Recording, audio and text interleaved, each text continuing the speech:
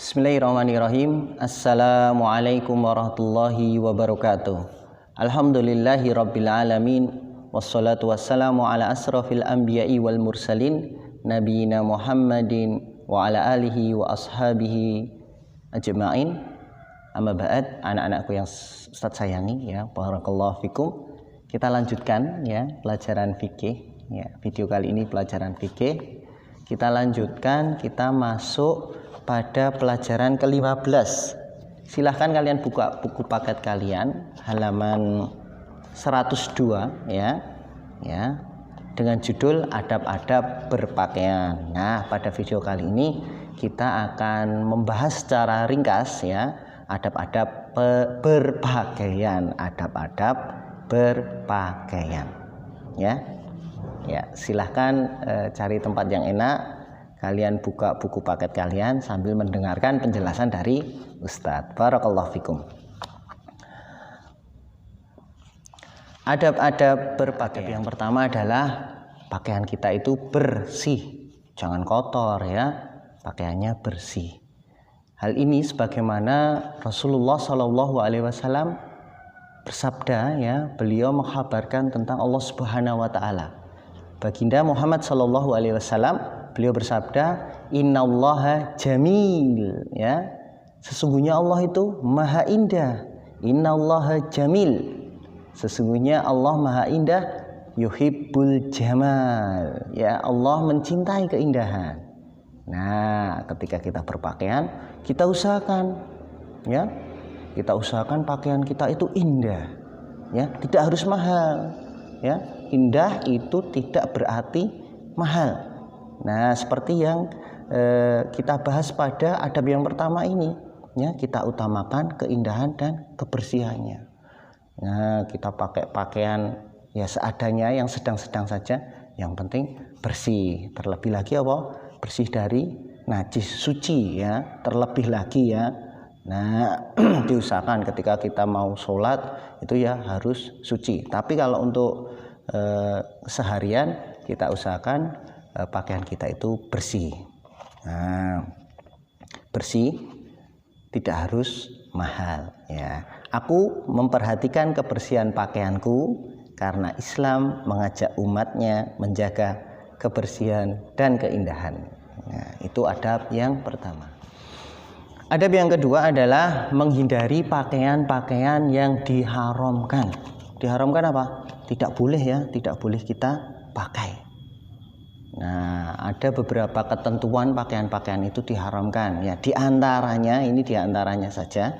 Di antaranya pakaian yang menampakkan aurat. Nah, menampakkan apa? Aurat. Itu macamnya banyak sekali. Yang pertama apa? Memang pakaian tadi pendek. Misalnya apa? Misalnya kita pakai celana pendek ya di atas lutut kita. Itu yang laki-laki ya, terlebih lagi perempuan ya. Nah, itu tidak menutup aurat. Itu harus kita hindari. Kemudian menampakkan aurat berikutnya adalah pakaiannya terlalu ketat ya, sehingga membentuk lekuk-lekuk tubuh. Nah, itu juga sebaiknya kita hindari ya. Benar sudah tertutup semua, pakaiannya sudah tertutup semua, tapi terlalu sempit, terlalu ketat sehingga kelihatan auratnya. Nah, itu juga sebaiknya kita hindari. Kemudian menampakkan aurat berikutnya adalah pakaian transparan ya. Sudah pakai kaos misalnya, tapi kaosnya itu kalau dilihat ya badan kita kelihatan, jadi transparan. Itu juga tidak menutup aurat. Nah, terlebih lagi digunakan pada area-area yang tidak boleh terlihat oleh orang lain. Kemudian di antara yang harus kita hindari adalah memakai pakaian-pakaian yang masih ada gambar-gambar makhluk bernyawanya ya. Ada gambar makhluk-makhluk bernyawanya ya, harus kita hindari. Ya, bersama-samalah untuk pakaian yang bergambar makhluk bernyawa ini ya sudah ya di antara kita sudah seperti hal yang biasa, tetapi sebenarnya harus kita hindari. Yuk bersama-sama kita saling mengingatkan ya, Ustadz juga ya, Ustadz kalian kita saling mengingatkan kalau ada di antara kita menggunakan pakaian yang bergambar makhluk bernyawa, ya kita ingatkan ya dengan sopan ya, kita ingatkan dengan sopan, dan semoga kita diberi hidayah ya untuk bisa menghindari pakaian-pakaian seperti ini ya. Sebaiknya kita hindari memakai pakaian yang apa anak-anak? Pakaian yang ada gambar makhluk bernyawanya. Ya. Seperti apa gambar makhluk bernyawa itu? Seperti manusia, hewan. Kalau tumbuhan apa? Boleh nggak? Ya boleh. Tumbuhan itu nggak ada nyawanya, tapi termasuk makhluk hidup loh ya. Ada di pelajaran IPA. Kemudian yang sebaiknya kita hindari pakaian yang diharamkan ya adalah pakaian yang ada tulisan-tulisan ya, tulisan-tulisan yang tulisan tadi mewakili kekufuran atau syiar-syiar agama lain ya. Jangan kita pakai ya yang menjadi ciri dari agama lain ya, sebaiknya kita hindari. Oke. Kemudian yang bergambar-gambar atau bertulisan kekufuran ya, bahaya ya ini ya, lambang-lambang setan. Wah, banyak itu. Seperti kaos apa? Kaos grup musik gitu ya, kaos-kaos metal misal, atau kalau kalian pernah dengar apa musik-musik apa itu. Nah, itu kaosnya apa? Bergambar lambang-lambang setan. Nah, itu juga harus kita hindari ya, jangan sampai kita gunakan hal-hal tersebut. Atau bertuliskan bahasa asing tapi maknanya makna yang menyelisih syariat yang kita hindari juga. Kalau maknanya biasa saja sih nggak apa-apa, bahasa asing pun nggak apa-apa ya.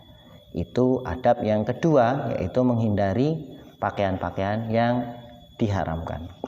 Kemudian anak-anakku sekalian ya, halaman 104 ya, sebaiknya ya berhati-hati ya ketika kita menggunakan pakaian ya, jangan sampai menyerupai lawan jenis. Kalau laki-laki ya pakai pakaian laki-laki, jangan menggunakan pakaian perempuan, nanti dikira apa?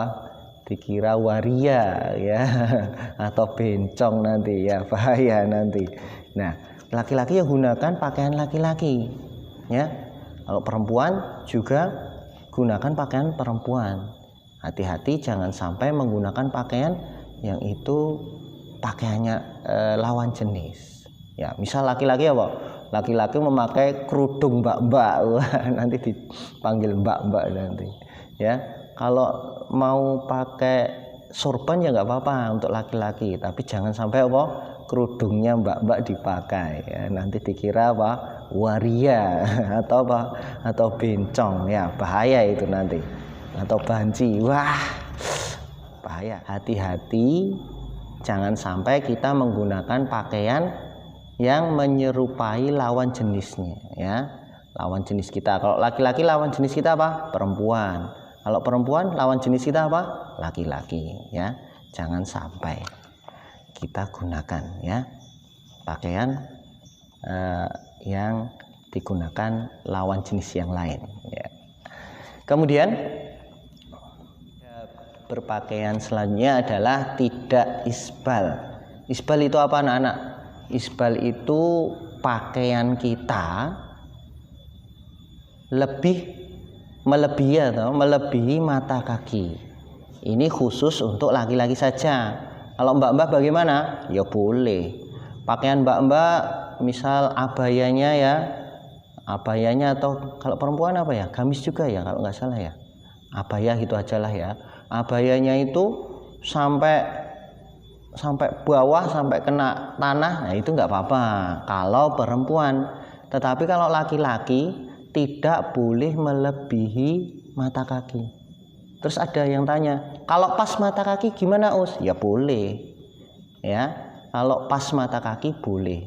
Di atas mata kaki ya, jangan sampai lutut ya, itu juga boleh. Misal sepak bola, bermain sepak bola, kalau pakai celananya terlalu panjang juga nggak enak.